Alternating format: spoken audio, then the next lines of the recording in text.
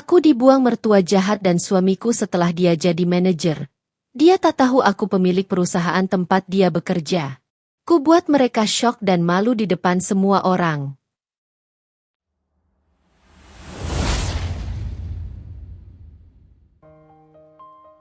Namaku Victoria.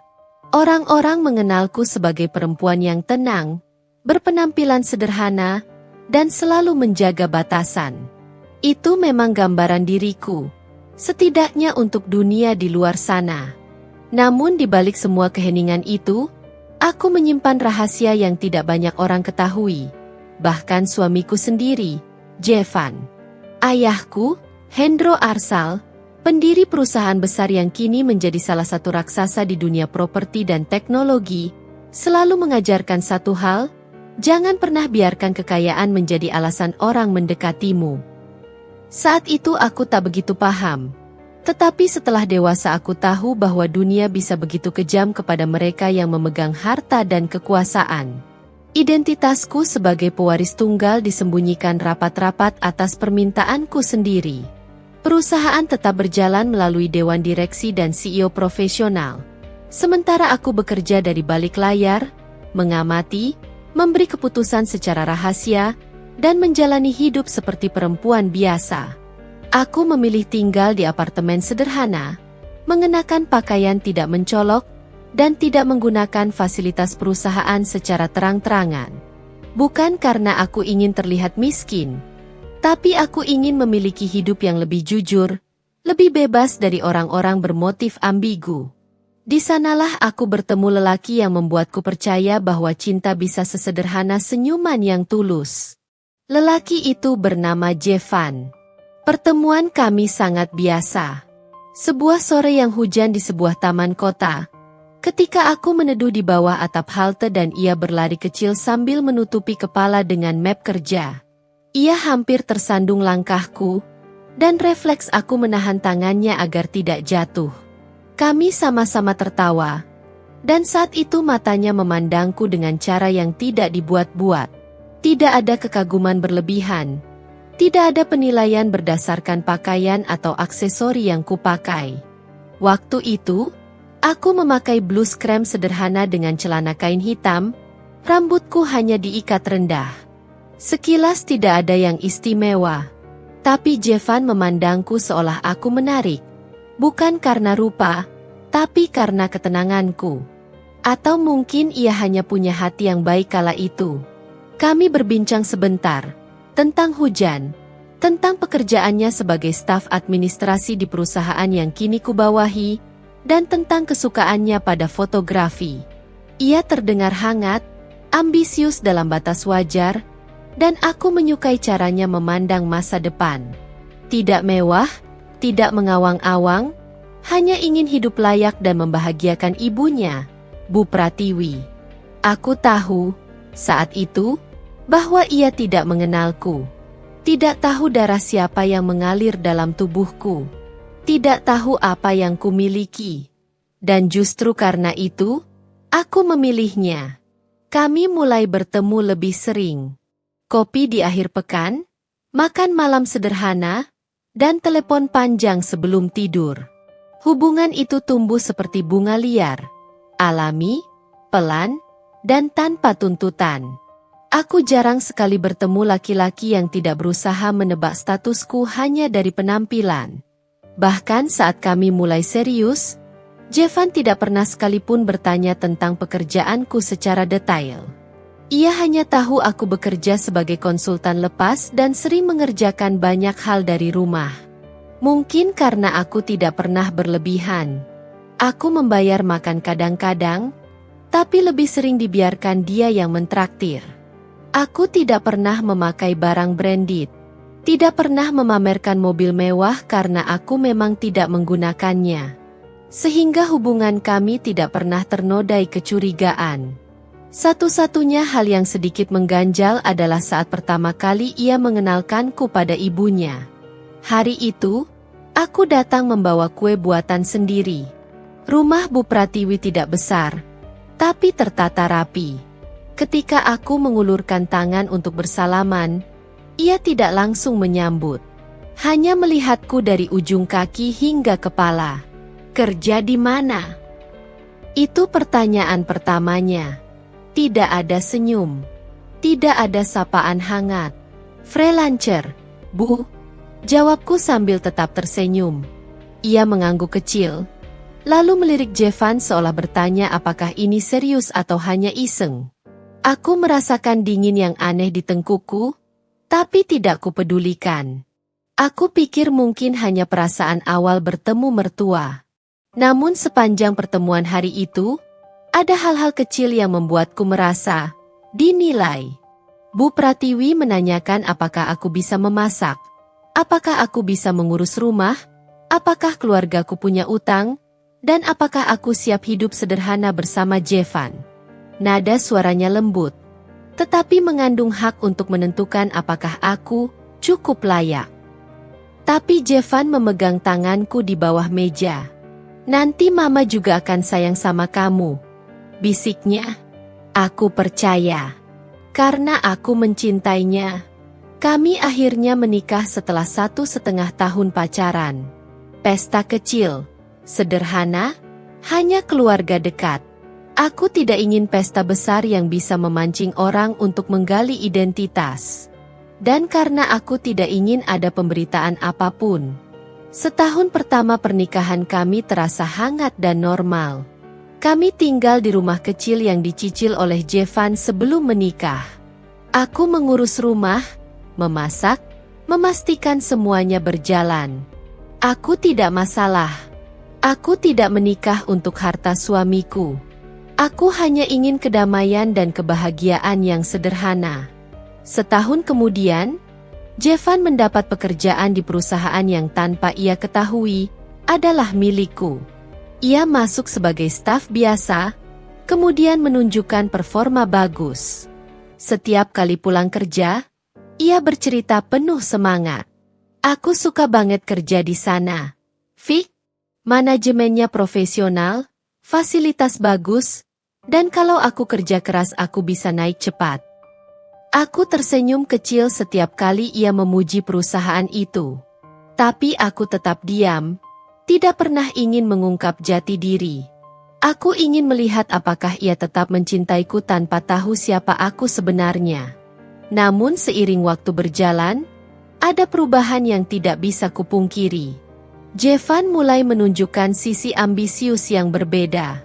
Ia mulai terobsesi dengan jabatan, mulai mengubah gaya hidupnya sedikit demi sedikit, dan mulai memandang tinggi rendah seseorang berdasarkan posisi. Di saat yang sama, Bu Pratiwi makin sering datang ke rumah. Kadang tanpa mengetuk, kadang membawa komentar yang menyengat. Kamu masih begini aja, Fik? Kamu kan istri, kok tidak kerja? Masa suami terus yang capek? Kamu itu istri orang kantoran, bukan istri tukang bangunan. Harusnya lebih pantas sedikit. Kalau Jevan nanti naik jabatan, kamu bisa malu sendiri kalau tetap tidak berpenghasilan. Ia tersenyum saat mengatakannya, tetapi itu bukan senyum yang tulus.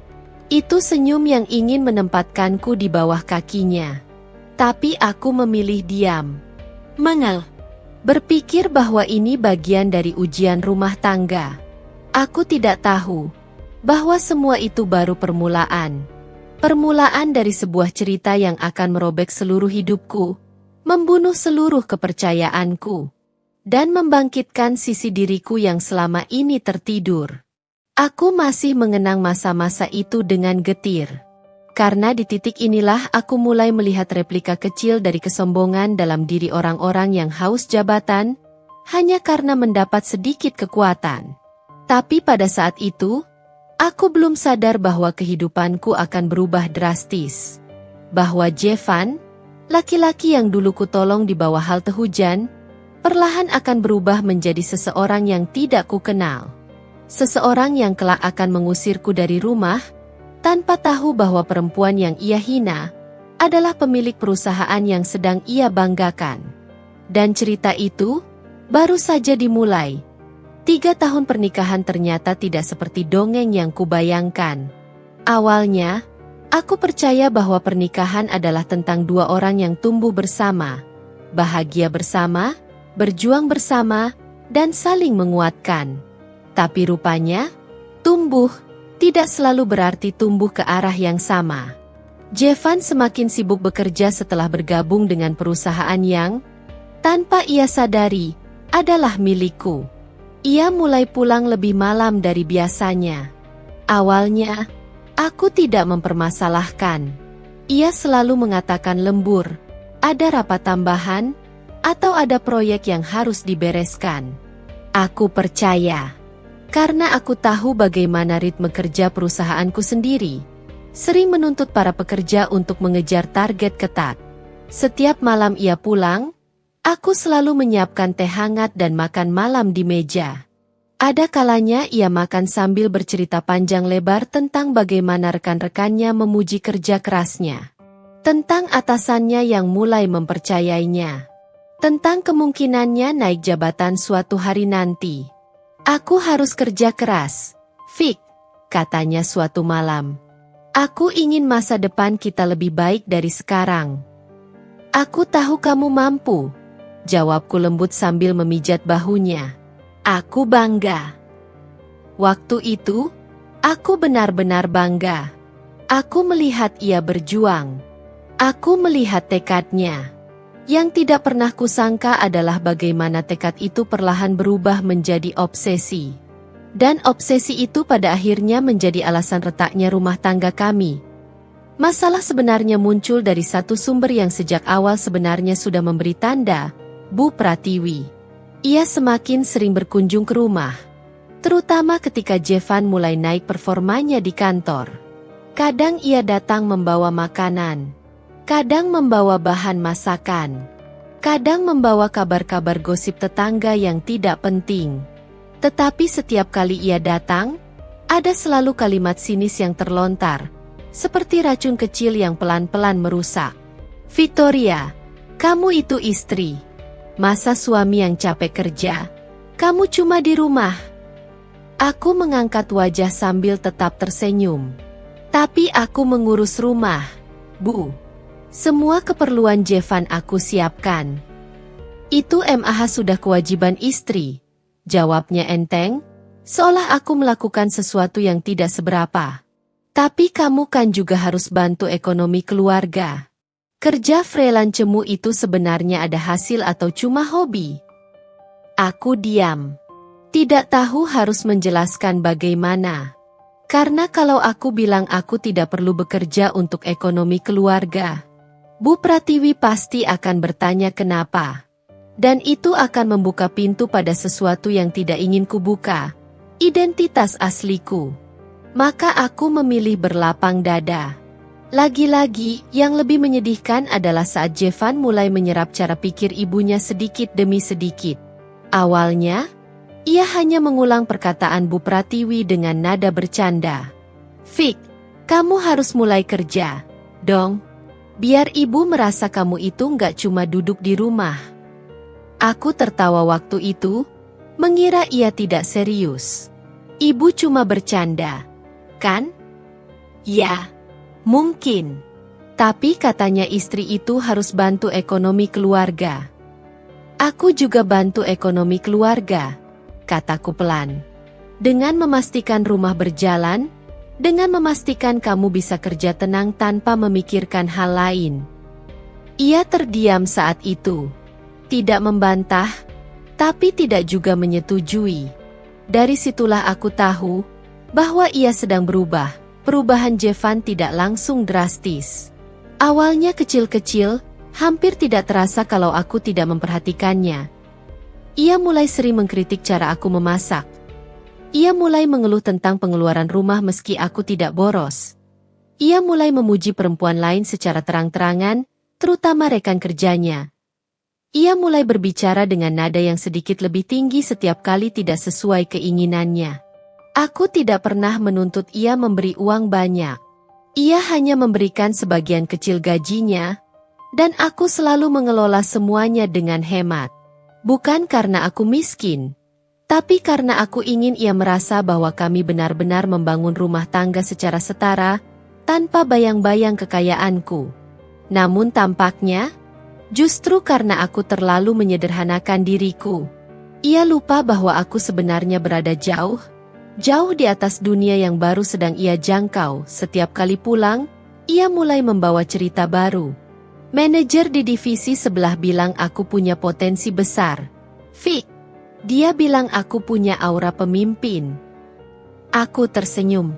Bagus. Kamu memang punya bakat. Tapi aku merasa gajiku kurang besar. Harusnya perusahaan bisa nilai aku lebih tinggi. Aku tahu perusahaan memberi gaji sesuai kemampuan dan standar. Jika ia belum naik gaji, berarti ia masih dalam penilaian. Tetapi aku tidak ingin ia merasa direndahkan oleh istrinya sendiri. Kalau kamu terus kerja keras, mereka pasti lihat usahamu, ujarku lembut. Ia mengangguk. Tapi responsnya bukan seperti orang yang sedang disemangati. Lebih seperti seseorang yang sedang merasa dirinya sudah sepantasnya dapat sesuatu yang lebih. Itu yang membuatku mulai khawatir. Ambisi itu sudah tidak sehat. Ambisi itu mulai mengubah caranya memandang orang. Termasuk aku. Suatu sore, ketika Jevan belum pulang, Bu Pratiwi datang tanpa izin seperti biasa. Hanya kali ini, ia tidak hanya mengkritik. Ia mulai mengatur. Victoria, kamu itu kalau mau dihargai suami, kamu harus berdandan lebih bagus. Baju kamu itu, kok kayak pembantu? Aku menatap blus polos yang kupakai. Blus yang sebenarnya mahal, tapi tidak bermerek mencolok. Ini nyaman, Bu, jawabku sopan. Nyaman itu nomor 2. Laki-laki suka istrinya kelihatan meyakinkan. Aku tidak tahu harus menjawab apa. Karena mau bagaimanapun aku berusaha, bagi Bu Pratiwi, aku tidak pernah cukup. Seakan-akan aku ini hanya perempuan kecil tanpa nilai. Yang menyakitkan adalah ketika ia berkata, kadang Mama berpikir, Jevan itu pantas dapat yang lebih mapan. Kamu kan gak punya apa-apa. Jantungku serasa dihantam keras. Aku menunduk untuk menutupi perih di mataku. Maaf kalau Mama terlalu jujur. Sambungnya lagi. Tapi Mama cuma mau yang terbaik untuk anak Mama. Aku ingin menjawab, Bu, aku bisa membeli 3 rumah ini tanpa harus mencicil.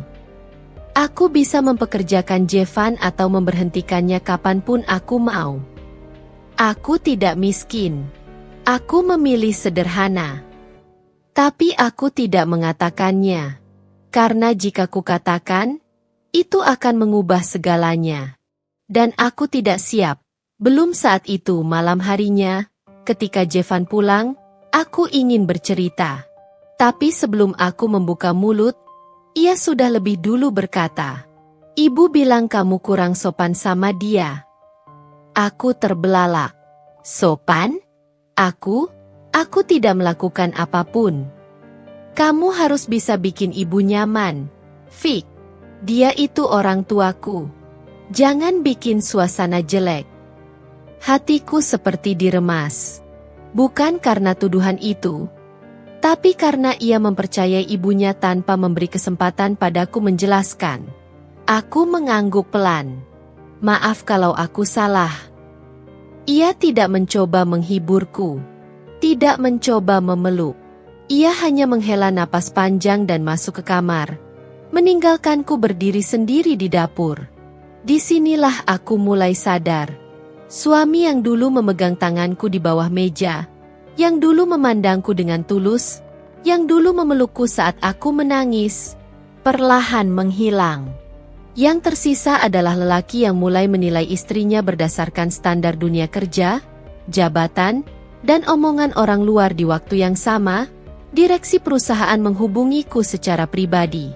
Mereka memberitahu bahwa Jevan masuk dalam radar promosi besar dalam waktu dekat. Dia punya potensi, Bu Victoria, kata salah satu direktur. Tapi belakangan karakter dia agak berubah. Sedikit arogan. Mungkin karena pengaruh lingkungan. Aku menutup mata. Aku mengerti. Apakah ibu ingin kami berikan perlakuan khusus karena dia suami ibu? Tidak, jawabku tegas. Biarkan dia diuji seperti karyawan lain. Aku tidak ingin dia naik jabatan karena koneksi. Direksi mengangguk. Tapi jauh di dalam hatiku, ada rasa khawatir.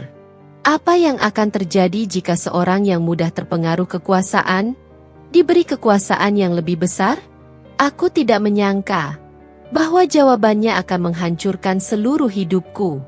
Karena saat Jevan naik jabatan, bukan hanya sikapnya yang berubah, tapi juga cara ia memandangku sebagai istrinya. Seakan-akan nilai seorang Victoria tidak lagi ada harganya di mata lelaki itu. Dan aku, tanpa sadar, sedang menuju jurang yang disiapkan oleh suamiku sendiri. Hari ketika nama Jevan diumumkan sebagai manajer baru di perusahaan yang diam-diam berada di bawah kuasaku, menjadi titik balik yang tidak pernah kulupakan.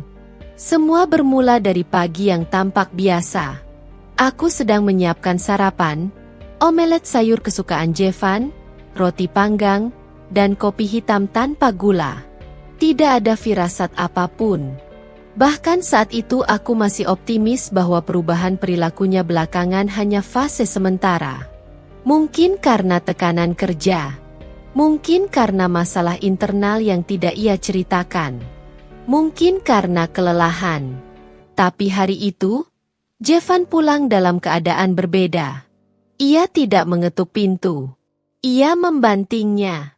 Bajunya rapi, wajahnya berkeringat, tapi senyumnya lebar. Jauh lebih lebar daripada yang pernah kulihat. Vic, aku berhasil. Aku terkejut, tetapi tersenyum. Berhasil apa? Dengan langkah lebar, ia mendekat, memegangi bahuku sambil tertawa puas. Aku diangkat jadi manajer. Vic, manajer. Kamu tahu artinya kan? Lalu ia memelukku erat. Untuk pertama kalinya dalam waktu lama, aku merasakan pelukan itu kembali. Hangat, penuh gairah, penuh kemenangan. Aku ikut memeluk.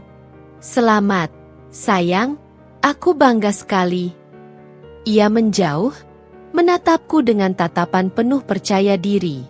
Aku bilang kan, aku punya potensi besar. Aku tersenyum. Aku tidak pernah meragukanmu. Tapi jauh di dalam hati, ada sesuatu yang menggelitik. Bukan karena promosi itu, aku tahu ia memang pantas mendapatkannya. Yang membuatku gelisah adalah tatapan di matanya yang terasa berbeda. Seperti seseorang yang baru saja diberi sayap untuk terbang, tetapi bisa saja lupa turun ke bumi. Malam itu, Bu Pratiwi mengadakan syukuran kecil di rumahnya. Aku ikut datang karena Jevan memintaku. Saat masuk rumah mertuaku, suasana meriah, makanan banyak, tetangga berkumpul, musik dangdut pelan terdengar dari dapur.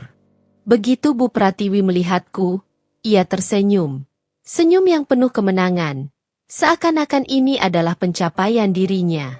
Victoria, kamu datang juga, katanya dengan nada yang tidak manis tapi seolah memaksa. Anakku sekarang manajer. Kamu harus bisa menyesuaikan diri. Aku menelan ludah. Insya Allah, Bu. Ia melirik bajuku, sebuah dress sederhana warna biru lembut. Kamu nggak punya baju yang lebih mewah? Kan istri manajer. Masa tampilannya gitu-gitu aja? Aku hanya tersenyum. Dalam hati aku tahu, aku bisa membeli baju mewah setiap hari jika mau. Tapi aku tidak ingin. Aku mulai memahami. Ketika seseorang naik posisi, yang berubah bukan hanya gaya hidupnya, tapi juga standar mereka terhadap orang lain. Bu Pratiwi memperkenalkan Jevan pada banyak tamu seolah ia raja kecil. Ini anak saya, manajer baru. Gajinya naik. Tanggung jawab besar. Banyak perempuan di kantor yang ngincer dia. Kalimat itu disampaikan dengan tawa, tapi aku menangkap maksudnya. Tatapannya melirik arahku, seakan mengatakan, singkirkan kekhawatiranmu. Kamu cuma istri biasa. Malam itu aku hanya diam, mengamati. Aku memilih tidak membantah, tidak memicu masalah. Setidaknya bukan hari ini, beberapa hari setelah promosi, gaya bicara Jevan berubah semakin tajam. Vic, kamu harus belajar tampil lebih elegan, katanya suatu pagi sambil menyesap kopinya. Istri manajer itu harus bikin orang kagum. Aku menoleh pelan. Kenapa? Apa ada yang bilang begitu? Bukan begitu. Cuma, ia mengusap dagunya yang kini selalu ia cukur rapi. Aku ingin kamu terlihat pantas berdampingan denganku. Aku menelan pahit kalimat itu. Pantas berdampingan? Selama ini aku apa? Beban? Aset kurang menarik? Kredit macet? Namun aku tidak ingin ribut. Baik, aku usahakan. Dan satu lagi, katanya sambil mengambil tas kerjanya. Mulai bulan depan, Mama pindah sementara ke rumah kita. Biar aku bisa lebih perhatiin dia. Aku sontak menoleh. Pindah? Kenapa tiba-tiba? Ya kan dia tinggal sendiri. Kasihan. Kamu nggak masalah, kan? Aku ingin menjawab, masalah besar. Tapi aku tahu, percuma. Akhirnya aku hanya berkata, kalau itu yang terbaik buat Mama. Ia mengangguk puas, seolah keputusannya tidak perlu didiskusikan. Seolah rumah tangga ini hanya membutuhkan satu suara. Suara seorang manajer baru. Ketika Bu Pratiwi resmi pindah ke rumah, hidupku berubah 180 derajat. Ia mulai mengatur segalanya seperti cara aku memasak, cara aku mencuci, cara aku merapikan rumah, bahkan cara aku duduk. Tidak ada yang benar di matanya. Victoria, kamu kalau motong bawang kok kasar begitu? Lihat nih Mama. Kompor kamu bersihin dong. Masa istri kayak gini? Piringmu banyak yang kusam. Kamu itu gimana sih? Dan setiap malam, saat Jevan pulang, aku capek, katanya sambil melempar tas ke sofa. Aku menyodorkan air hangat, tetapi ia menolak. Nggak usah, kamu terlalu banyak ngurusin hal kecil. Fokus dirimu. Aku menunduk. Aku cuma ingin bantu. Yang bantu itu Mama. Kamu cuma jalani rutinitas. Lalu ia memandangku dari kepala sampai kaki. Vic, kamu harus turunin berat badan sedikit. Tambahin skincare. Aku malu kalau kamu kelihatan lusuh nanti di acara kantor. Hatiku seperti diludahi. Tapi selama ini kamu bilang aku. Itu dulu. Potongnya cepat. Sekarang posisiku beda. Kata itu menusuk lebih dalam dari pisau manapun. Seakan ketika ia naik jabatan, aku turun derajat. Suatu malam aku sedang mengerjakan laporan rahasia untuk perusahaan. Dokumen penting yang hanya boleh diakses oleh pemilik saham utama. Aku melakukannya diam-diam, ketika Jevan sudah tidur. Namun malam itu ia belum tidur. Ia keluar kamar dan melihatku bekerja di ruang tamu. Kerja lagi? Tanyanya dengan nada mengejek. Freelancer apa yang kerjanya tiap malam? Dibayar berapa sih kamu sebenarnya? Aku tersenyum kecil. Ini proyek penting. Kalau penting, kenapa kamu nggak punya uang tabungan banyak? Aku terdiam. Uang tabungan? Aku punya banyak. Sangat banyak. Tapi aku membiarkannya tetap di rekening perusahaan. Tidak menyentuh untuk kehidupan pribadi. Tapi Jevan menyeringai. Udahlah, Vic, kamu itu istri. Tugasmu ya urusin rumah. Bukan sok kerja begini. Aku ingin membalas.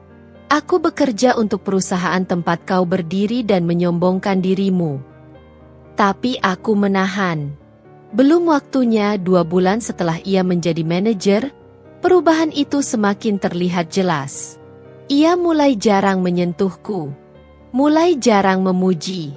Mulai jarang menghargai. Yang ada hanya kritik, tuntutan, dan perintah. Fik, tolong setrika bajuku. Rapi ya, aku meeting besar besok. Fik, jangan ganggu aku kalau aku lagi telepon sama bawahan. Kamu itu harus ngerti posisi. Fik, kamu jangan ikut acara kantor nanti. Dress kamu itu tidak level.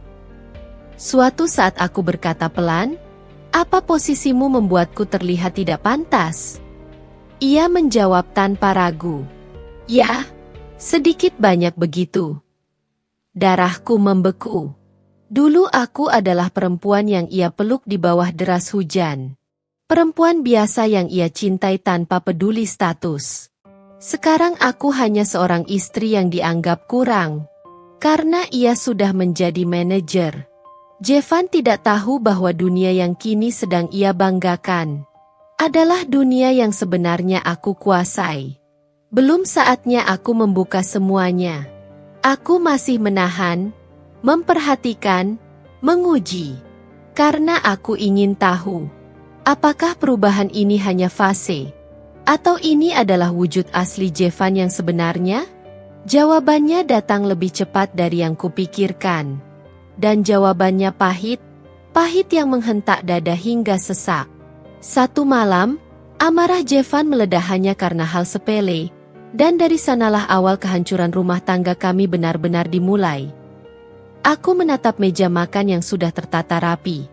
10 menit lalu, Bu Pratiwi memaksaku bangun lebih awal untuk menyiapkan semuanya. Rumah ini mau kelihatan seperti rumah orang sukses, bukan rumah pembantu. Katanya sambil menyibak rambutku dengan sentuhan yang jelas bukan kasih sayang. Aku menahan diri. Mungkin karena aku sudah terbiasa dengan perlakuan kasar yang dibungkus halus, jadi aku tak lagi kaget.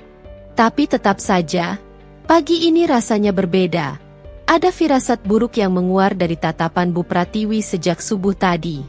Saat aku selesai menuang teh ke dalam 3 cangkir, Bu Pratiwi melangkah mendekat dan menatapku dari kepala hingga ke ujung kaki. Victoria, kamu harusnya sadar diri. Jevan sekarang udah naik jabatan. Dia butuh istri yang bikin dia bangga. Bukan? Ia berhenti, mengibaskan tangan seolah tak sanggup menyelesaikan kalimat itu. Ya begitulah kamu sekarang. Aku menelan ludah. Saya sudah berusaha sebaik mungkin, Bu. Usaha kamu biasa saja, balasnya cepat. Kamu pikir Jevan jadi manajer itu karena apa? Karena kerja keras dia. Dan dia perlu lingkungan yang mendukung. Rumah yang bersih. Mertua yang dihormati. Istri yang bisa dijadikan contoh. Aku menunduk, bukan karena takut, tetapi karena muak. Aku bukan tipe yang suka memamerkan siapa aku sebenarnya. Identitas asliku, kedudukanku, semuanya kusimpan rapat. Awal pernikahan dulu, aku hanya ingin hidup sederhana tanpa bayang-bayang perusahaan keluargaku. Aku ingin mencintai Jevan sebagai wanita biasa. Namun sekarang, aku mulai ragu apakah itu keputusan tepat. Kalau saya salah, saya mohon arahannya. Bu, kataku pelan. Bu Pratiwi menyeringai kecil. Bagus. Kamu tahu tempat kamu. Langkah kaki Jevan terdengar dari tangga. Ia turun sambil melihat ponselnya. Wajahnya tampak cerah. Ma, Vici, katanya ramah sambil menarik kursi. Hari ini aku harus berangkat lebih cepat. Ada meeting pagi. Ada agenda penting. Bu Pratiwi langsung memanas. Kamu lihat? Anakku sibuk. Kamu jangan bikin dia repot dengan tingkah-tingkah lugu kamu itu. Jevan hanya menatapku sekilas. Tidak membela. Tidak menegur ibunya. Tidak menanyakan apakah aku baik-baik saja setelah semua nada merendahkan itu. Seolah sudah biasa. Dan benar saja, semenjak promosi itu, ia semakin menjaga citra, kecuali saat di rumah. Di sini, aku hanya dianggap bayangannya. Aku memilih duduk setelah mereka mulai makan. Fik, Jevan bersuara tanpa menatapku. Baju kerja aku udah disetrika. Sudah. Ada di lemari bagian kanan. Jawabku. Bagus. Hanya itu. Dulu ia selalu memuji atau berterima kasih. Sekarang seolah kerja-kerja kecilku tak ada nilainya. Setelah sarapan, Bu Pratiwi memanggilku ke ruang tamu. Caranya memanggil tak ubahnya memanggil asisten rumah tangga, bukan menantu. Duduk. Aku duduk, menjaga ekspresi tetap netral. Kita harus bicara, Victoria, katanya pelan namun tegas. Dengan jabatan baru Jevan, hidup kalian akan berubah. Banyak orang akan memperhatikan. Aku ingin memastikan kamu tidak mempermalukan keluarga ini. Aku mengerutkan kening. Mempermalukan? Kamu tahu maksudku. Bu Pratiwi mengangkat alis. Penampilanmu, caramu bicara, sikapmu, semua harus diperbaiki. Aku tertawa kecil, tak bisa menahan diri. Bu, saya masih orang yang sama. Kenapa sekarang semuanya terasa seperti tuntutan? Karena hidup kami naik kelas, Victoria. Tatapannya menusuk. Dan kamu harus ikut, atau tertinggal. Ada penekanan halus pada kata terakhir. Ancaman tanpa suara. Aku merasakan udara sekitar menegang. Tetapi aku hanya mengangguk, pura-pura tidak mengerti makna itu. Siang harinya, Bu Pratiwi semakin menunjukkan warna aslinya. Ia menyuruhku membersihkan taman belakang, mencuci tirai, menyapu halaman depan, bahkan memindahkan pot besar seberat hampir 15 kilo. Seolah sengaja ingin melihat batas kesabaranku. Saat aku mengelap kaca jendela, ku dengar suara Bu Pratiwi berbicara di telepon. Nada suaranya sedikit keras, membuat percakapannya mudah terdengar. Ya, benar. Anakku sekarang manajer. Syukurlah, ya Tuhan, katanya bangga. Cuma, istrinya itu masih belum pantas dipamerkan. Langkah tanganku terhenti. Napasku tersedak. Kalau bukan karena aku, pasti Jevan sudah dapat perempuan lebih layak. Victoria itu, ya begitulah. Cuma manis wajahnya, tapi kosong. Tidak ada yang bisa dibanggakan. Aku menggenggam kain lap erat-erat hingga hampir sobek. Makanya aku ajari dia biar nggak memalukan keluarga. Meski jujur saja, aku ragu bisa. Dia itu tidak selevel. Aku tak sanggup mendengar lebih lama. Aku berlalu ke dapur, menahan diri agar tidak menjatuhkan apapun. Aku sudah sering diperlakukan buruk, tapi tak pernah separah ini. Dulu, Bu Pratiwi memang cerewet, tapi tidak senyinyir ini. Semua berubah sejak Jevan naik jabatan. Seolah mereka jadi merasa lebih tinggi dari dunia. Malam harinya, saat Jevan baru pulang, aku ingin menceritakan semua. Tapi melihat wajahnya yang lelah dan, anehnya, sedikit angkuh, aku mengurungkan niat. Ia hanya berkata sambil membuka jasnya, Vici, kamu harus bisa menyesuaikan diri dengan lingkungan baru. Semua orang di kantor menghormati aku sekarang. Jangan bikin aku malu, ya? Kalimat itu menghantamku lebih keras daripada omelan Bu Pratiwi. Jadi, aku yang harus menjaga nama baik mereka? Aku yang harus berubah demi citra yang mereka puja? Sementara mereka bebas memperlakukan aku sesuka hati? Malam itu aku mematung lama di dekat jendela, menatap ke lapangan kecil di belakang rumah. Angin malam menyapu wajahku, membawa rasa perih yang menumpuk sejak pagi. Tapi di balik semua itu, hatiku justru menjadi lebih tenang. Karena aku tahu siapa aku. Dan mereka benar-benar tidak tahu. Baiklah, bisikku lirih sambil tersenyum pahit. Kalau kalian pikir aku tidak pantas, Mari kita lihat sampai sejauh apa kalian berani menginjakku. Aku menatap pantulan wajahku sendiri di kaca. Senyumku perlahan berubah. Tenang, dingin, dan berbahaya. Ada batas kesabaran manusia. Dan Bu Pratiwi baru saja menyeretku semakin dekat ke batas itu. Pagi itu, rumah terasa lebih dingin dari biasanya. Bukan karena cuaca, tapi karena sikap dua orang yang sudah beberapa hari ini dengan sengaja membuatku merasa seperti beban. Seakan aku hanyalah penghalang bagi hidup sempurna yang mereka kejar. Saat aku turun ke dapur, Bu Pratiwi sudah duduk sambil menyesap kopi. Ia melirikku dari atas ke bawah, lalu mengembuskan napas panjang. "Kamu telat," katanya tajam. Padahal jam belum menunjukkan pukul 6. Biasanya aku bangun pukul 5.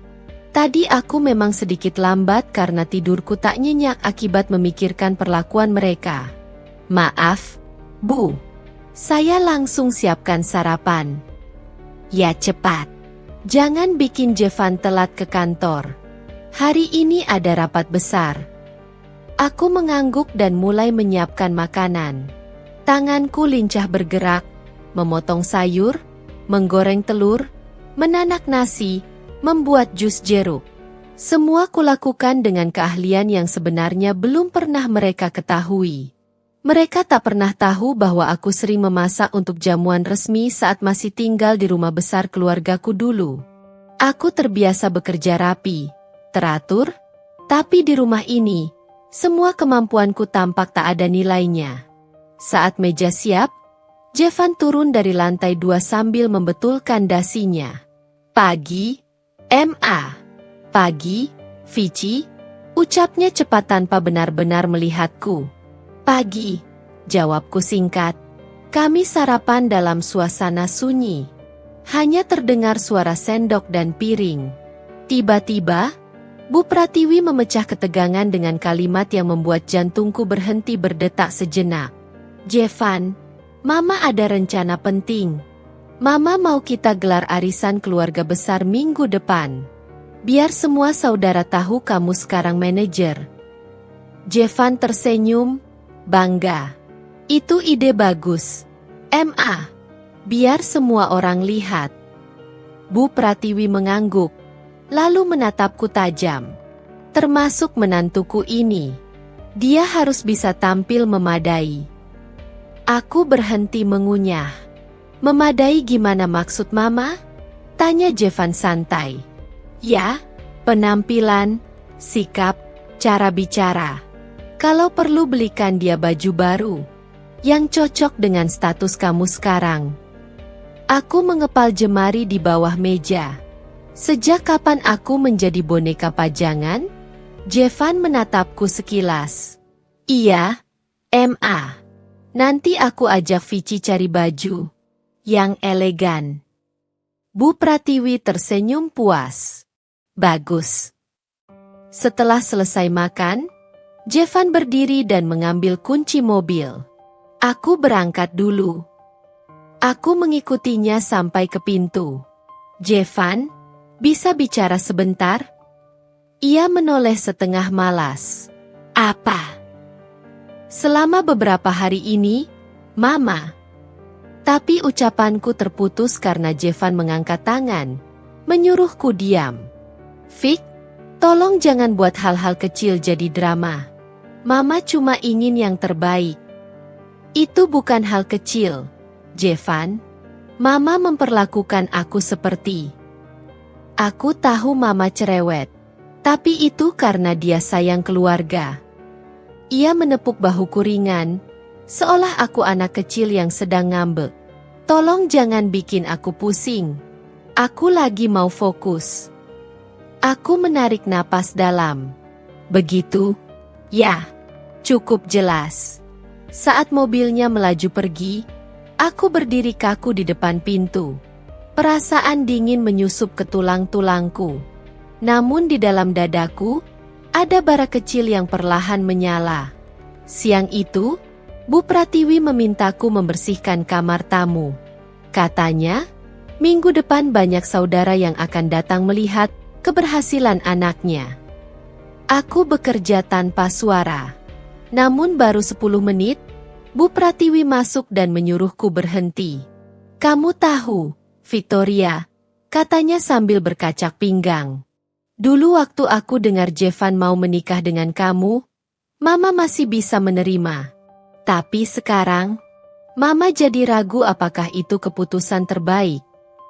Aku menatapnya tajam. "Ragu bagaimana?" "Ya ragu.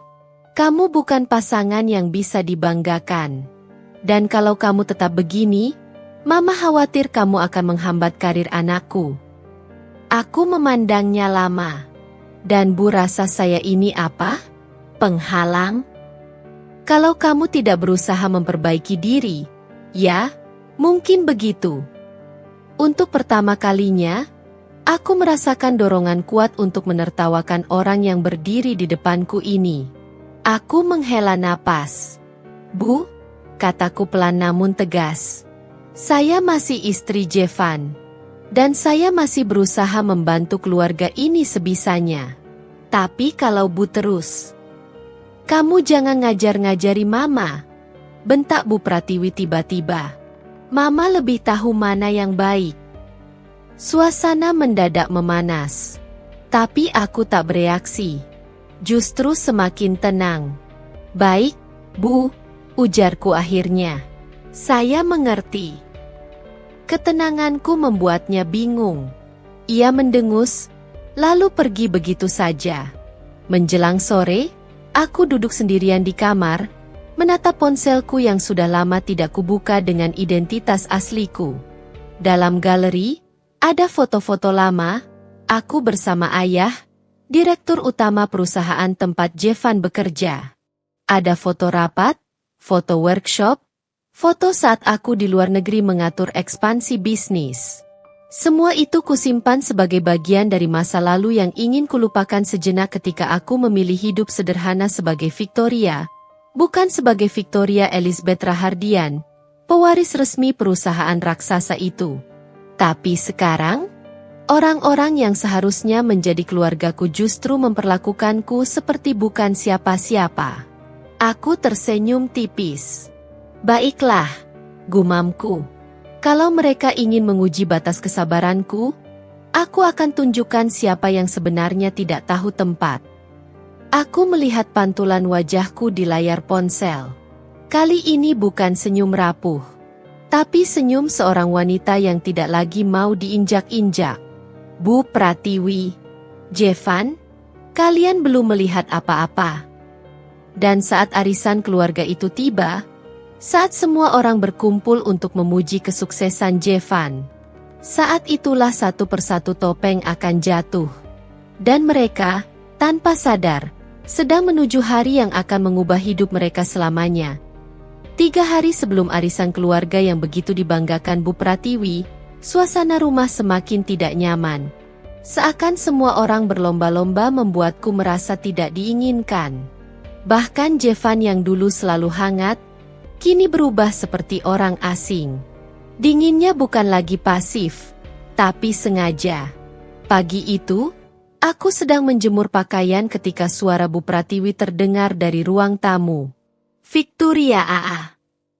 Panjang, jelas, dan penuh penekanan. Sebuah panggilan yang tidak terdengar seperti memanggil menantu, melainkan bawahan. Aku berjalan ke ruang tamu. "Iya, Bu." Bu Pratiwi berdiri sambil memegang sebuah dress berwarna merah marun, dress yang dulu pernah kubeli diam-diam agar terlihat rapi saat pergi dengan Jevan. Dress itu mahal, elegan, berpotongan anggun. Tapi sekarang, wajah Bu Pratiwi tampak masam melihatnya. "Kamu mau pakai ini saat arisan nanti?" ia bertanya sinis. Aku mendekat. "Ya, Bu. Menurut saya." "Menurut kamu?" Ia tertawa kecil, meremehkan. Victoria, kamu itu lucu sekali. Kamu pikir kamu pantas memakai baju semahal ini dengan tampilan kamu yang biasa-biasa saja?" Aku menahan napas.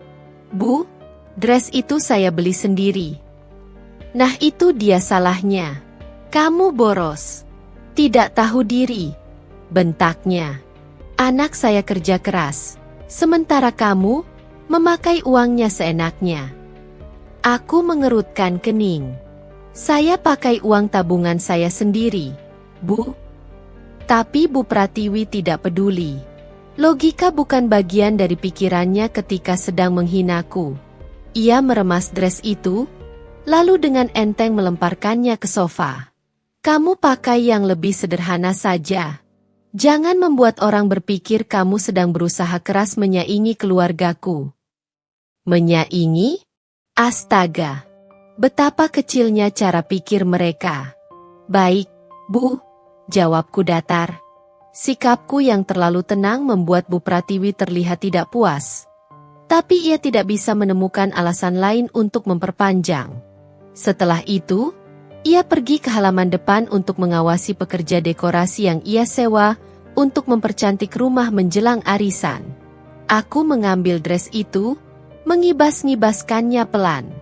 Bukan karena aku peduli pada bajunya, tapi karena aku merasa sesuatu dalam diriku semakin jelas. Aku tidak akan diam selamanya. Sore harinya, Jevan pulang lebih awal. Ia tampak sibuk membaca sesuatu di ponselnya. Ketika melihatku menata meja makan, ia menghampiri dengan ekspresi yang tidak mengenakan. "Vi," panggilnya. "Iya." "Aku dengar Mama bilang kamu beli dress mahal lagi." Itu bukan pertanyaan. Itu tuduhan. "Bukan lagi, Jevan. Itu baju yang sudah saya beli sejak bulan lalu." "Vic, kamu itu harusnya sadar posisi," katanya tanpa basa-basi. "Jangan buat Mama berpikir kamu beban." Aku menatapnya. "Jevan, kamu sadar nggak? Akhir-akhir ini Mama terus-terusan merendahkan aku." "Aku tahu Mama cerewet," katanya sambil mendesah. "Tapi kamu juga jangan sensitif. Kamu kan tahu jabatan baruku ini penting. Dan itu alasan kamu menyuruh aku diam saja waktu Mama meremehkan aku?" Tanyaku perlahan. Tatapan Jevan berubah dingin. "Victoria, jangan perkeruh suasana. Aku benar-benar tidak mau ada drama sebelum arisan minggu depan." "Drama? Jadi semua perlakuan buruk itu baginya hanyalah hal sepele? Aku cuma minta kamu jangan memalukan keluarga," lanjutnya. "Jaga sikap. Jaga penampilan. Jangan terlihat asal-asalan." Aku menelan ludah. "Dan menurut kamu, selama ini aku memalukan?" Ia terdiam. Diamnya lebih menyakitkan daripada jawaban apapun. Setelah beberapa detik, ia berkata tanpa menatapku, "Yang jelas, kamu harus berusaha lebih keras." Hatiku retak sedikit. Tapi yang retak bukan cintaku. Yang retak adalah rasa toleransi yang selama ini kujaga. "Baik, Jevan," jawabku akhirnya. "Aku akan ingat itu." Malam hari, aku duduk di balkon kecil kamar sambil membawa laptop yang sudah lama tidak kubuka dalam identitas asliku. Aku menyalakan perangkat itu, memasukkan password yang hanya aku dan ayahku tahu, lalu mengakses folder yang tersimpan rapat. Di sana ada dokumen penting. Dokumen yang menunjukkan struktur kepemilikan perusahaan. Nama ayahku. Nama direksi. Dan satu nama yang bahkan suamiku sendiri tidak pernah tahu. Victoria Elizabeth Rahardian, pemilik saham 37%. Perempuan yang mereka hina, mereka cap sebagai tidak pantas. Justru pemilik terbesar perusahaan tempat Jevan bekerja. Aku terkekeh pelan. Sungguh lucu. Dunia ini kadang memang seperti sandiwara. Aku membuka pesan dari ayah. "Vici, kapanpun kamu siap kembali, kantor selalu terbuka untukmu. Jangan biarkan siapapun merendahkanmu, terutama mereka yang bahkan tidak tahu siapa kamu sebenarnya." Aku memejamkan mata, Merasakan kekuatan yang selama ini kusimpan jauh di dalam hati mulai naik ke permukaan. Semua kesabaran, semua diamku, semua rendahan yang kuterima, akan menjadi alasan mengapa aku tak lagi mundur. Perlakuan mereka sudah melewati batas. Dan arisan itu adalah awal dari semuanya. Arisan yang mereka banggakan akan menjadi panggung pertama tempat mereka mempertontonkan kebodohan sendiri. Aku tersenyum tipis. Baik, Bu Pratiwi. Baik, Jevan. Aku turuti permintaan kalian. Aku berdiri, menatap langit malam. Tapi ingat, saat aku membuka mulut nanti, bukan aku yang akan malu. Senyumku melebar. Kalian. 2 hari sebelum arisan, rumah terasa seperti medan perang. Bukan perang besar, tapi perang sunyi, dengan serangan kecil yang datang dari segala arah. Bu Pratiwi semakin cerewet, semakin menuntut, semakin menunjukkan siapa penguasa rumah ini. Sementara Jevan, ia semakin sibuk, semakin angkuh, semakin tidak peduli dengan apapun yang kurasakan. Namun tidak ada yang tahu bahwa diamku kini memiliki napas baru. Diamku bukan lagi tanda pasrah. Diamku adalah tanda seseorang yang sedang memilih waktu paling tepat untuk bangkit. Pagi itu, Bu Pratiwi mengetuk pintu kamar dengan keras. Toh, toh, toh. Victoria, turun sekarang. Aku membuka pintu. Ada apa, Bu? Bu Pratiwi berdiri sambil memegang beberapa baju yang ia pilihkan sendiri. Baju-baju itu terlalu polos, terlalu sederhana. Seolah aku ini pembantu yang hanya kebetulan duduk di meja keluarga. Kamu coba ini, perintahnya, dan pilih satu buat arisan nanti. Aku menatap baju-baju itu. Warnanya pucat, modelnya lama, bahkan di toko diskon pun jarang ada yang mau membeli. Tapi Bu Pratiwi tampak sangat yakin itu cocok untukku. Bu, jawabku pelan namun jelas, baju ini tidak sesuai dengan acara arisan keluarga besar. Justru itu, katanya sambil mengangkat dagu. Jangan sampai kamu terlihat berusaha tampil mewah. Kamu harus tahu tempatmu. Kamu itu menantu, bukan ratu. Aku terdiam sejenak, lalu tersenyum.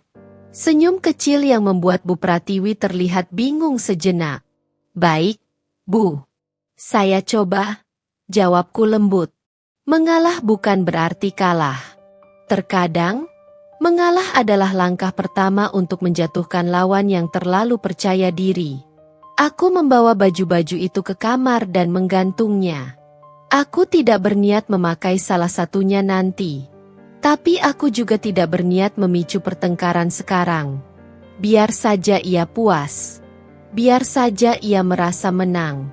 Karena kemenangan yang ia pikir sudah ia genggam, akan terasa jauh lebih menyakitkan saat direnggut kembali di depan semua keluarga besarnya. Siang, saat aku sedang membersihkan vas kaca di ruang tamu, telepon rumah berdering. Bu Pratiwi yang sedang menyusun daftar tamu menjawabnya. Halo, iya, oh, Bu Rani. Ya ampun, sudah lama tidak ngobrol. Aku tidak sengaja mendengar percakapan itu karena Bu Pratiwi berbicara cukup keras. Ya, anak saya sekarang manajer. Alhamdulillah, rezeki naik terus, katanya bangga. Kemudian suaranya berubah rendah, penuh bisikan memuakan. Cuma ya itu, istrinya masih belum bisa diajak tampil. Kalau saja Jevan dapat menantu yang lebih pantas, pasti lebih membanggakan. Tapi ya, namanya sudah terlanjur. Aku membeku. Lalu Bu Pratiwi tertawa kecil. Iya, saya tahu beberapa orang pasti bertanya-tanya kenapa menantu saya begitu. Biasa. Tapi mau bagaimana? Anaknya juga terlalu baik. Tidak enak menolak. Aku memejamkan mata.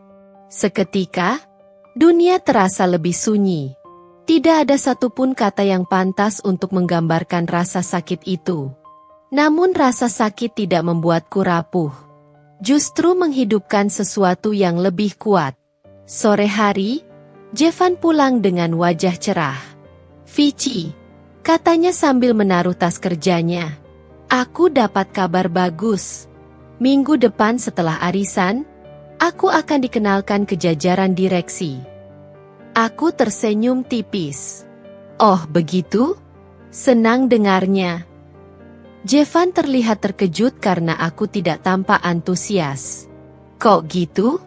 Kamu biasanya senang kalau aku berhasil." "Aku tetap senang," jawabku tenang. "Hanya saja, aku merasa kamu terlalu sibuk untuk sempat peduli apakah aku bahagia atau tidak." Jevan menatapku. "Vic, kamu jangan mulai lagi. Aku capek." "Aku tidak mulai apapun, Jevan. Aku hanya bicara." Dan entah kenapa, kalimat itu membuat wajahnya berubah masam. "Vic, tolong jangan mempersulit keadaan. Setelah arisan nanti, semuanya akan baik-baik saja." Aku tertawa kecil. "Oh, aku yakin, setelah arisan nanti, semuanya pasti akan berubah." Wajah Jevan terlihat bingung. Ia mengerutkan dahi. "Maksud kamu apa?" "Tidak apa-apa.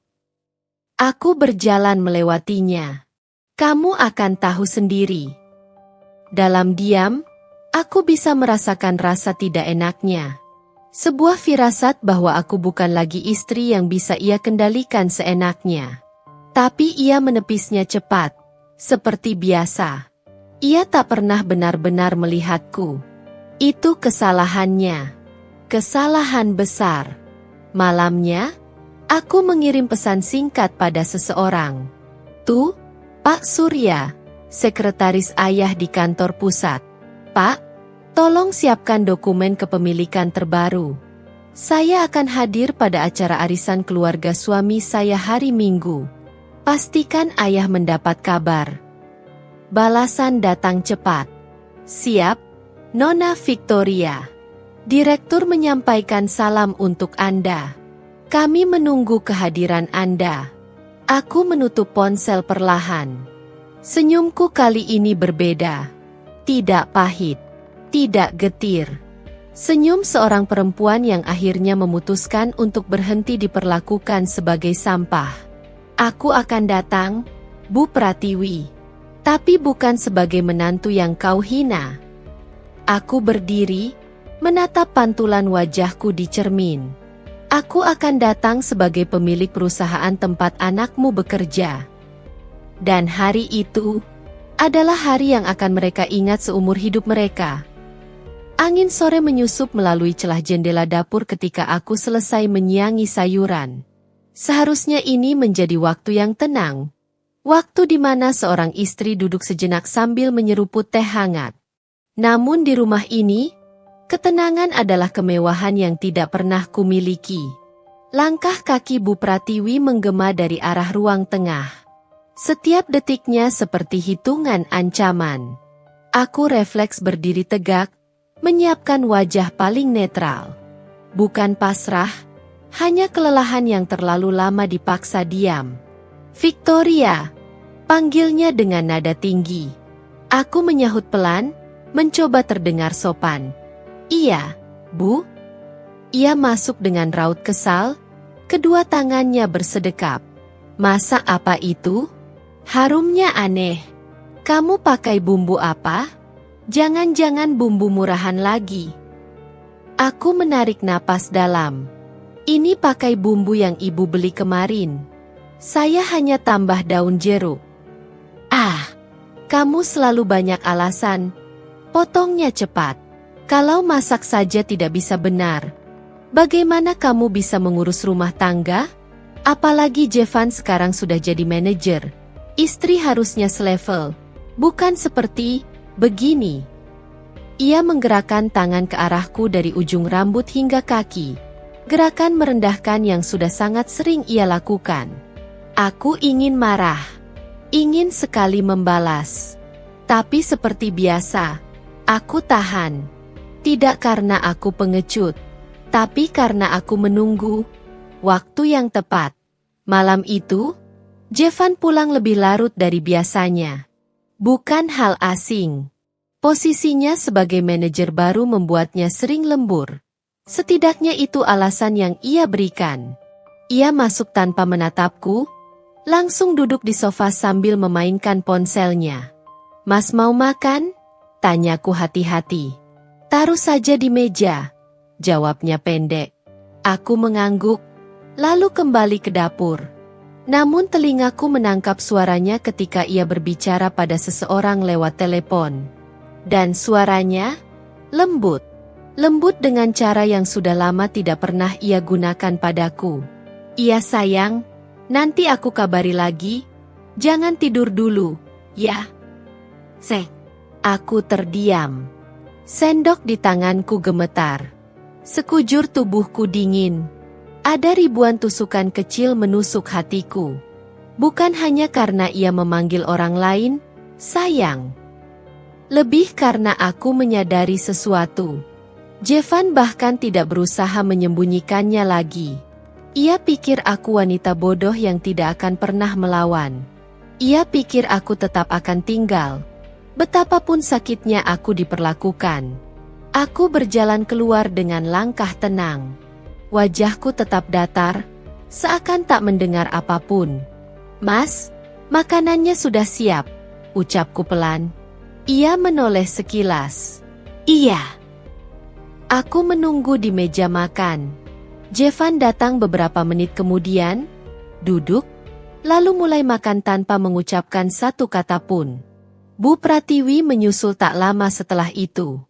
Ia duduk di sebelah Jevan, bukan di kursi biasa. Seperti sengaja menunjukkan siapa yang menjadi pusat keluarga ini. "Aduh, Van," ucapnya sambil menyentuh lengan putranya. "Besok ibu mau belanja. Kamu antar, ya?" "Iya, Bu," jawabnya. Lalu ia menatapku. "Victoria, jangan ikut. Kamu kalau ikut cuma bikin lama." Aku menunduk, menghindari tampang congkak yang hampir membuatku kehilangan kendali. "Baik, Bu," jawabku singkat. Setelah makan, mereka berdua menuju ruang tengah. Aku mengambil piring-piring kotor dengan hati membatu. Suara tawa Bu Pratiwi mengiringi langkah mereka. Tawa yang sengaja dibuat keras, seolah ingin menusukku. Aku mencuci piring perlahan. Bukan karena malas, tapi karena pikiranku penuh. Penuh luka, penuh amarah, dan penuh rencana. Malam semakin larut ketika aku masuk ke kamar. Jevan sudah di dalam, sibuk dengan ponselnya. Layarnya bersinar terang, cukup untuk aku melihat nama seseorang. Gisela. Aku memejamkan mata sesaat, menenangkan diri. "Mas, kita perlu bicara," ucapku pelan. Ia mendengus. "Tentang apa lagi, Vic?" "Aku capek. Jangan bikin drama." Aku duduk di tepi ranjang, menatapnya lama. "Aku cuma ingin tahu, apa Mas masih ingin mempertahankan pernikahan ini?" Ia terdiam beberapa detik, kemudian mendengus kecil. "Kalau kamu terus begini, aku rasa enggak." Kalimat itu menghantamku seperti gelombang dingin. "Kenapa?" tanyaku pelan. "Karena aku tidak seperti wanita yang Mas telepon tadi." Gerakan tangannya terhenti. Matanya membelalak marah. "Kamu nguping?" "Aku tinggal di rumah yang sama, Mas," jawabku tenang. Tidak mungkin aku tidak dengar. Ia menatapku tajam, seperti ingin menyerang tapi menahan diri. "Sudahlah, jangan bahas ini. Kamu bikin capek." Ia berbalik, mematikan lampu. Percakapan itu usai. Tidak ada permintaan maaf. Tidak ada penjelasan. Tidak ada keinginan mempertahankan apapun. Aku menatap punggungnya lama. Lalu sebuah keputusan yang sudah lama menggantung akhirnya jatuh mantap di dalam hatiku. Aku tidak akan mempertahankan pernikahan yang menghancurkanku. Bukan karena aku tidak mampu, tapi karena mereka akan segera tahu siapa sebenarnya aku. Dan saat hari itu datang, mereka tidak akan hanya menyesal. Mereka akan malu di depan semua orang. Aku menutup mata dengan napas panjang. Bab ini belum berakhir. Tapi luka-luka ini akan segera berubah menjadi senjata. Senjata yang kubangun dengan sabar. Menunggu waktunya menikam balik dengan elegan pagi itu, udara terasa lebih lembab dari biasanya. Mungkin karena hujan semalam belum sepenuhnya pergi. Atau mungkin karena rumah ini perlahan mulai membusuk oleh kebencian yang mereka tanam sendiri. Apapun alasannya, aku bangun dengan pikiran lebih jernih dari biasanya. Ada keputusan besar yang akhirnya kuterapkan hari itu. Untuk pertama kalinya sejak tinggal di rumah ini, aku tidak memasak sarapan. Bukan karena malas, tapi karena aku ingin melihat reaksi mereka. Aku berdiri di dapur hanya untuk mengambil segelas air, lalu duduk di meja, menunggu. Tak butuh waktu lama sebelum suara langkah keras dan teriakan marah memenuhi ruangan. "Victoria!" Suara Bu Pratiwi menggema. "Kenapa belum masak? Kamu pikir kita ini makan angin?" Aku mengangkat wajah tenang. "Saya tidak memasak karena saya ada keperluan pagi ini." Matanya membulat tak percaya. "Keperluan? Keperluan apa? Kamu itu tinggal di rumah anak saya. Tugas kamu ya bekerja, masak, bersih-bersih, layani suami." Aku mengatur napas, lalu menjawab lembut, "Bukankah selama ini saya sudah melakukan semuanya tanpa pernah protes?" Ia memukul meja keras. "Jangan banyak bicara, Victoria." Jevan muncul dari kamar, raut wajahnya kusut karena belum minum kopi seperti biasanya. "Vic, bisa nggak sih kamu jangan bikin masalah pagi-pagi?" gerutunya. "Aneh ya, bagaimana seseorang bisa dengan mudahnya menyalahkanku untuk hal yang sepele? Padahal akulah yang paling berusaha menjaga semuanya tetap waras." "Aku harus pergi," ucapku sambil berdiri. "Ada hal yang harus kukerjakan." "Pergi kemana?" tanya Jevan curiga.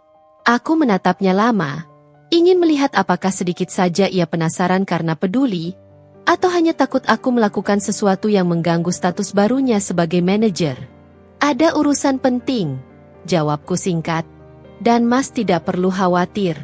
Aku akan pulang sebelum malam." Bu Pratiwi mendengus keras. "Ih, gaya.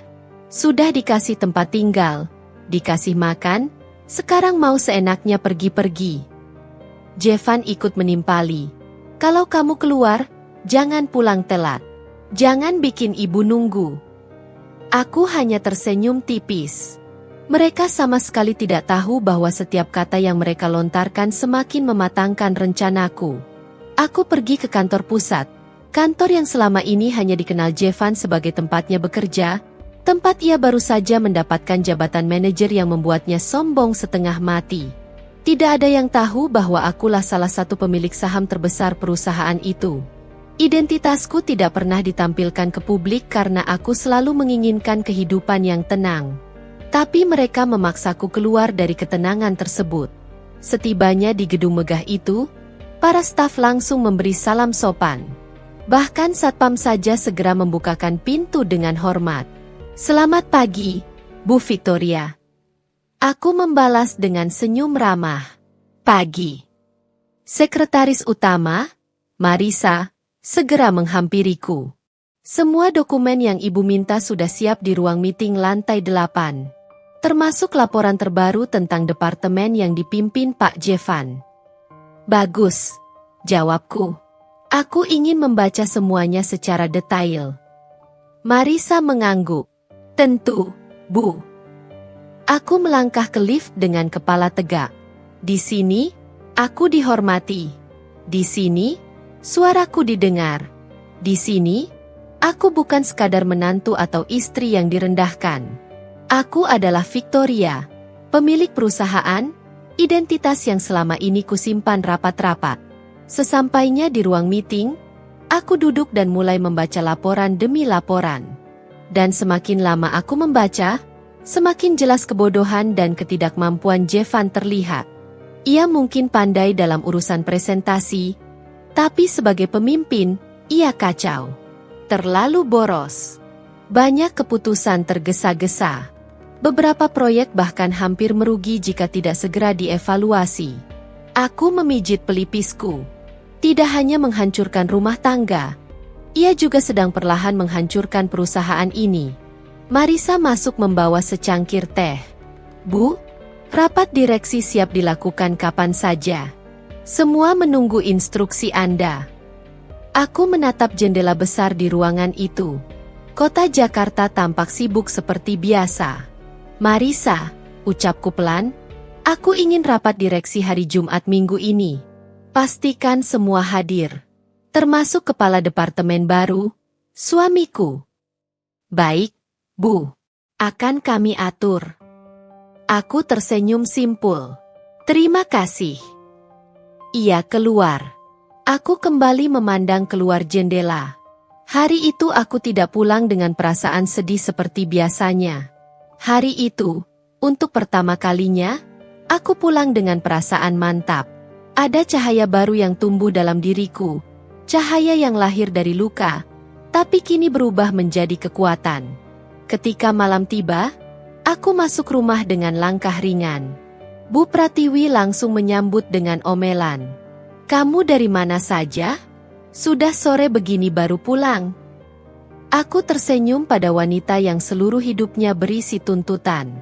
Saya bekerja, jawabku singkat. Jevan yang sedang menonton TV melirik sebentar. Kerja apa? Kamu kan nggak punya pekerjaan. Belum mas tahu saja, jawabku dengan nada yang membuatnya sedikit mengernyit. Aku melangkah melewati mereka menuju kamar tanpa menjelaskan lebih jauh. Biarkan mereka penasaran. Karena sebentar lagi, mereka bukan hanya penasaran. Mereka akan terkejut. Mereka akan malu. Mereka akan menyesal telah memperlakukanku seperti sampah. Sebentar lagi, waktuku tiba, udara terasa berbeda. Terlalu tenang. Terlalu sunyi. Seakan dunia tahu bahwa hari ini bukan hari biasa. Ini adalah hari yang sudah lama kususun. Hari ketika kebenaran akan naik ke permukaan, dan topeng mereka jatuh satu persatu. Aku berdiri di depan cermin, mengenakan blus putih elegan dipadu blazer hitam. Rambutku kuikat rapi. Riasan tipis. Tapi cukup menunjukkan bahwa aku bukan lagi Victoria yang beberapa bulan terakhir mereka injak-injak. Aku, hari ini, kembali pada diriku yang sebenarnya. Sebelum berangkat, aku keluar kamar. Bu Pratiwi langsung menghentikan langkahku.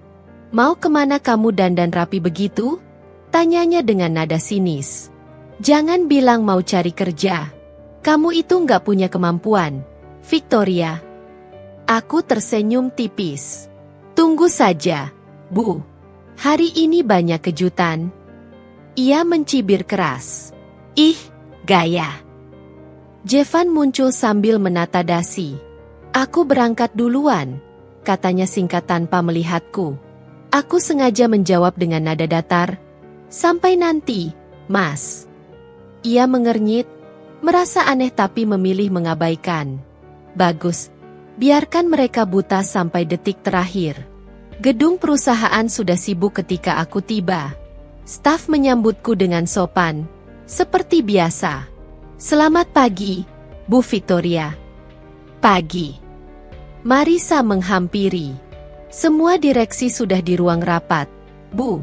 Termasuk Pak Jevan. Aku mengangguk. Bagus. Kita mulai tepat waktu. Saat aku menuju ruang meeting lantai 12, suara detak sepatu pantofelku menggema di sepanjang koridor. Setiap langkah membawa rasa lega sekaligus getir. Seperti luka yang berubah menjadi sayap. Pintu ruang rapat terbuka otomatis. Di dalam, jajaran direksi duduk rapi. Di sudut meja, Jevan terlihat bingung, menatap semua orang yang duduk dengan sikap terlalu formal untuk rapat biasa. Ia menoleh, dan detik itu matanya membesar. Victoria? Gumamnya, kaget melihatku memasuki ruangan dengan langkah pasti. Aku tidak menjawab. Aku berjalan ke kursi paling depan, kursi khusus pemilik saham mayoritas. Jevan berdiri spontan. Kenapa kamu duduk di situ? Itu kursi. Direktur utama, Pak Surya, menyela dengan sangat sopan. Pak Jevan, itu memang kursi Ibu Victoria. Ruangan mendadak sunyi. Seolah udara berhenti. Seolah semua huruf di dunia menghilang. Jevan memandangku seperti melihat hantu. Apa maksudnya? Victoria, kamu pemilik perusahaan ini? Yang selama ini? Yang... Aku menatapnya datar. Benar. Aku tidak perlu menjelaskan panjang lebar. Identitasku memang tidak pernah dipublikasikan. Ia terdiam. Mulutnya membuka, menutup, membuka lagi, tanpa satu kata keluar. Waktu yang tepat. Aku berdiri, menatap seluruh peserta rapat. Terima kasih sudah hadir. Hari ini agenda tunggal kita adalah evaluasi struktur manajemen, terutama departemen yang dipimpin oleh suami saya sendiri, Jevan. Semua mata beralih pada Jevan. Ia pucat. Hei, tunggu dulu. Suaranya gemetar. Vic, kamu nggak bisa. Kamu nggak bisa lakukan ini. Tentu bisa, jawabku lembut. Aku pemilik perusahaan. Aku menekan tombol remote, dan layar besar menampilkan laporan performa departemennya. Kerugian, keputusan gegabah, pemborosan, serta indikasi ketidaksesuaian dana. Jevan membeku. Ia tahu, sekali data ini dibuka, ia tak bisa lagi berdalih. Bapak-bapak dan ibu sekalian, ucapku, suaraku tegas. Dengan mempertimbangkan data ini, perusahaan sepakat memberhentikan Jevan dari jabatan manajer. Efektif hari ini. Ruangan murmur pelan. Jevan menatapku, wajahnya memucat seperti kehilangan darah. Victoria, jangan. Apa kamu serius? Kamu istri aku. Aku tersenyum kecil. Kau ingat kapan terakhir kau memperlakukanku sebagai istri? Ia terdiam. Tidak bisa menjawab. Setelah rapat usai, aku berjalan keluar dengan langkah ringan. Jevan mengejarku di koridor. Victoria, tunggu. Aku berhenti. Menatapnya sekilas. Aku bisa jelasin semua ini. Aku tidak butuh penjelasanmu, Mas. Potongku langsung. Kau sudah memilih jalanmu sendiri. Jevan menggertakkan gigi, lalu memohon, tapi kamu istri aku. Kamu nggak boleh permalukan aku begini. Aku menatapnya lurus. Justru selama ini kaulah yang mempermalukanku, Jevan. Ia terdiam. Kata-kataku menamparnya lebih keras daripada tangan siapapun. Kita selesai, ucapku tegas. Aku akan mengurus perceraian. Dan setelah ini, kita tidak punya hubungan apapun. Aku berjalan pergi. Untuk pertama kalinya, aku tidak merasa lemah. Tidak merasa kalah. Aku merasa bebas. Saat aku pulang sore itu, Bu Pratiwi sudah menunggu dengan wajah kesal. Kamu kemana saja? Jevan pulang dengan muka merah. Katanya kamu bikin dia dipecat. Serunya. Aku menatapnya tajam. Bu, ucapku pelan, mulai hari ini saya tidak tinggal di rumah ini lagi. Hah? Kamu ini berani yang ngomong begitu di rumah saya? Aku tersenyum. Senyum yang bahkan membuatnya mundur selangkah. Saya beli rumah ini 6 tahun lalu. Atas nama saya. Jevan tinggal di sini karena saya izinkan. Termasuk ibu. Wajah Bu Pratiwi membiru. Apa? Kamu bohong. Aku mengeluarkan dokumen dari tas. Ini sertifikat rumahnya. Bu, nama saya. Ibu boleh periksa. Ia membeku. Untuk pertama kalinya dalam hidupku, Bu Pratiwi tidak bisa berbicara apa-apa. tidak bisa menghina, tidak bisa memerintah. Ia terpukul oleh fakta yang selama ini ia remehkan. Aku mengambil koper kecil yang sudah kupersiapkan tadi pagi. Saya pamit. Mulai hari ini, saya memilih kebahagiaan saya sendiri. Jevan muncul dari kamar, wajahnya hancur. Victoria, tolong jangan pergi. Aku berhenti di depan pintu, menatap mereka berdua, orang-orang yang selama ini menganggapku tidak berharga. Aku bukan pergi, ucapku datar. Aku keluar dari neraka yang kalian buat.